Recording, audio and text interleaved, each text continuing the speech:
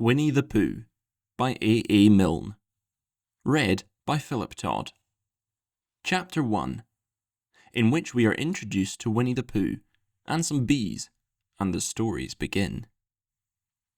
Here is Edward Bear, coming downstairs now, bump, bump, bump, on the back of his head, behind Christopher Robin. It is, as far as he knows, the only way of coming downstairs, but sometimes he feels that there really is another way, if only he could stop bumping for a moment and think of it. And then he feels that perhaps there isn't. Anyhow, here he is at the bottom and ready to be introduced to you. Winnie-the-Pooh. When I first heard his name, I said, just as you were going to say, but I thought he was a boy. So did I, said Christopher Robin. Then you can't call him Winnie. I don't. But you said he's Winnie-the-Pooh. Don't you know what "the" means? Ah, yes, now I do, I said quickly. And I hope you do too, because it is all the explanation you are going to get. Sometimes Winnie-the-Pooh likes a game of some sort when he comes downstairs, and sometimes he likes to sit quietly in front of the fire and listen to a story. This evening, "What about a story?" said Christopher Robin. "What about a story?" I said. "Could you very sweetly tell Winnie-the-Pooh one?" "I suppose I could," I said. "What sort of stories does he like?" "About himself, because he's that sort of bear." "Oh, I see. So could you, very sweetly?"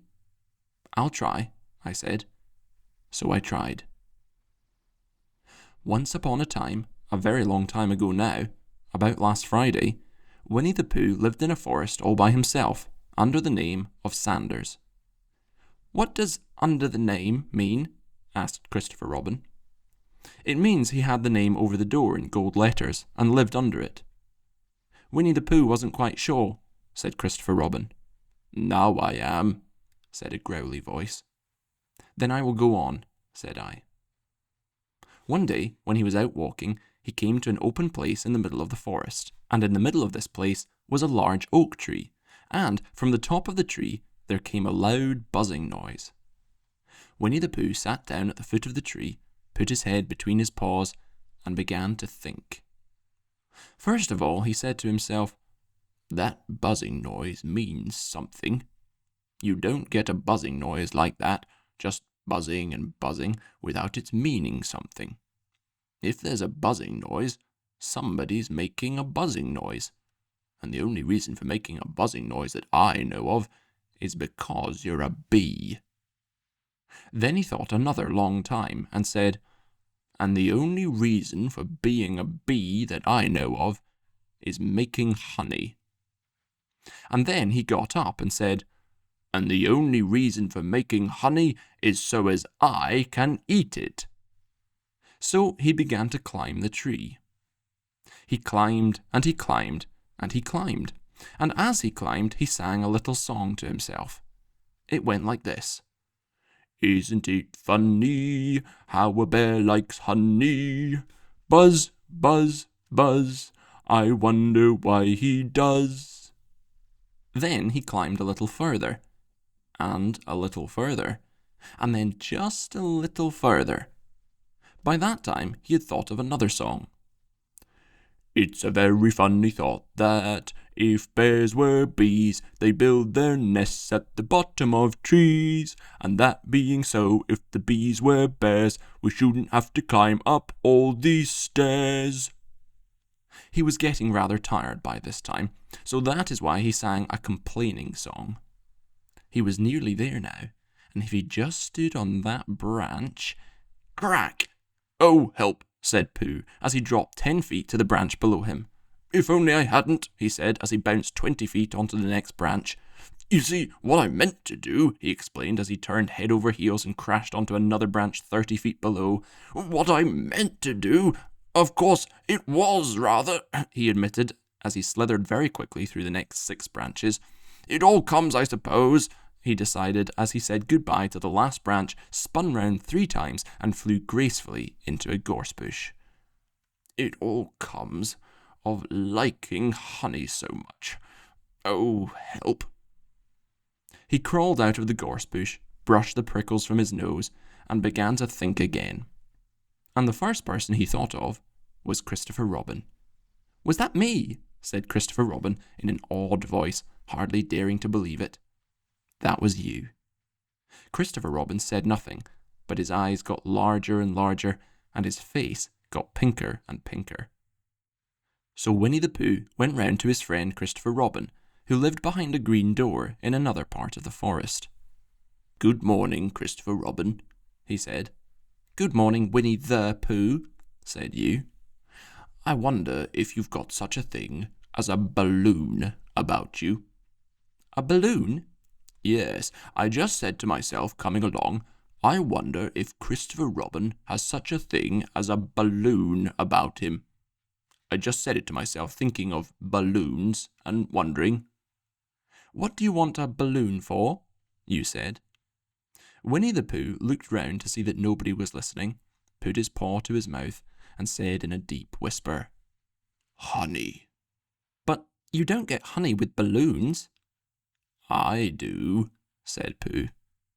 Well, it just happened that you had been to a party the day before at the house of your friend Piglet, and you had balloons at the party.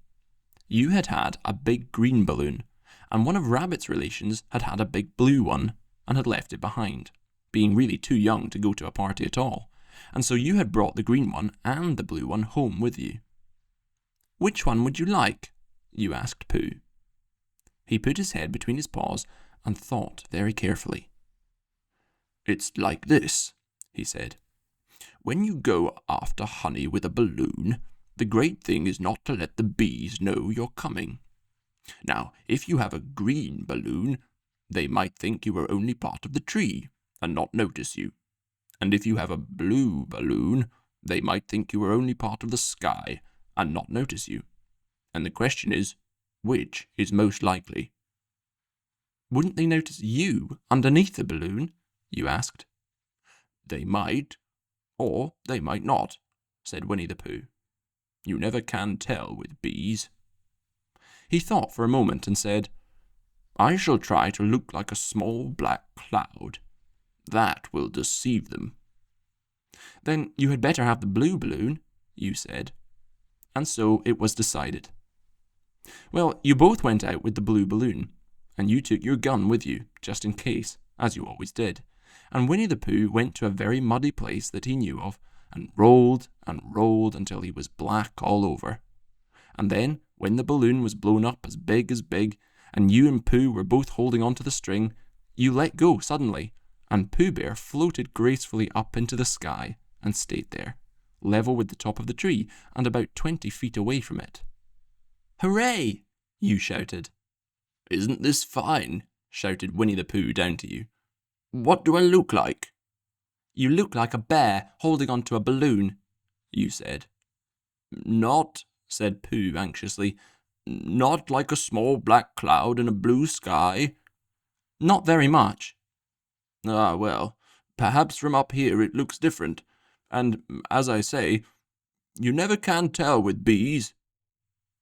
There was no wind to blow him nearer to the tree, so there he stayed. He could see the honey, he could smell the honey, but he couldn't quite reach the honey. After a little while, he called down to you. "Christopher Robin," he said in a loud whisper. "Hello." "I think the bees suspect something." "What sort of thing?" "I don't know, but something tells me that they're suspicious." "Perhaps they think that you're after their honey." "It may be that. You never can tell with bees." There was another little silence, and then he called down to you again. "Christopher Robin?" "Yes?" "Have you an umbrella in your house?" "I think so." "I wish you would bring it out here and walk up and down with it and look up at me every now and then and say, 'Tut, tut, it looks like rain.' I think if you did that, it would help the deception which we are practicing on these bees." Well, you laughed to yourself, silly old bear, but you didn't say it aloud because you were so fond of him, and you went home for your umbrella. "Oh, there you are," called down Winnie-the-Pooh as soon as you got back to the tree. "I was beginning to get anxious. I have discovered that the bees are now definitely suspicious." "Shall I put my umbrella up?" you said. "Yes, but wait a moment. We must be practical. The important bee to deceive is the queen bee. Can you see which is the queen bee from down there?" "No." "A pity. Well now, if you walk up and down with your umbrella saying, 'Tut, tut, it looks like rain,' I shall do what I can by singing a little cloud song, such as a cloud might sing. Go." So while you walked up and down and wondered if it would rain, Winnie-the-Pooh sang this song. "How sweet to be a cloud, floating in the blue. Every little cloud always sings aloud. How sweet to be a cloud, floating in the blue. It makes him very proud to be a little cloud." The bees were still buzzing as suspiciously as ever. Some of them, indeed, left their nests and flew all round the cloud as it began the second verse of this song, and one bee sat down on the nose of the cloud for a moment, and then got up again. "Robin," called out the cloud. "Yes?" "I have just been thinking, and I have come to a very important decision. These are the wrong sort of bees." "Are they?" "Quite the wrong sort. So I should think they would make the wrong sort of honey, shouldn't you?" "Would they?" "Yes. So I think I shall come down." "How?" asked you. Winnie-the-Pooh hadn't thought about this. If he let go of the string, he would fall. Bump. And he didn't like the idea of that. So he thought for a long time, and then he said, "Christopher Robin, you must shoot the balloon with your gun. Have you got your gun?" "Of course I have," you said. "But if I do that, it will spoil the balloon," you said. "But if you don't," said Pooh, "I shall have to let go, and that would spoil me." When he put it like this, you saw how it was, and you aimed very carefully at the balloon and fired. "Ow," said Pooh. "Did I miss?" you asked. "You didn't exactly miss," said Pooh, "but you missed the balloon." "I'm so sorry," you said, and you fired again, and this time you hit the balloon, and the air came slowly out, and Winnie-the-Pooh floated down to the ground. But his arms were so stiff from holding onto the string of the balloon all that time that they stayed up straight in the air for more than a week, and whenever a fly came and settled on his nose, he had to blow it off. And I think, but I am not sure, that is why he was always called Pooh. "Is that the end of the story?" asked Christopher Robin. "That's the end of that one. There are others. About Pooh and me, and Piglet and Rabbit and all of you. Don't you remember?" "I do remember, and then when I try to remember, I forget." "That day when Pooh and Piglet tried to catch the heffalump. They didn't catch it, did they?" "No." "Pooh couldn't because he hasn't any brain. Did I catch it?" "Well, that comes into the story." Christopher Robin nodded. "I do remember," he said. "Only Pooh doesn't very well, so that's why he likes having it told to him again. Because then it's a real story, and not just a remembering." "That's just how I feel," I said.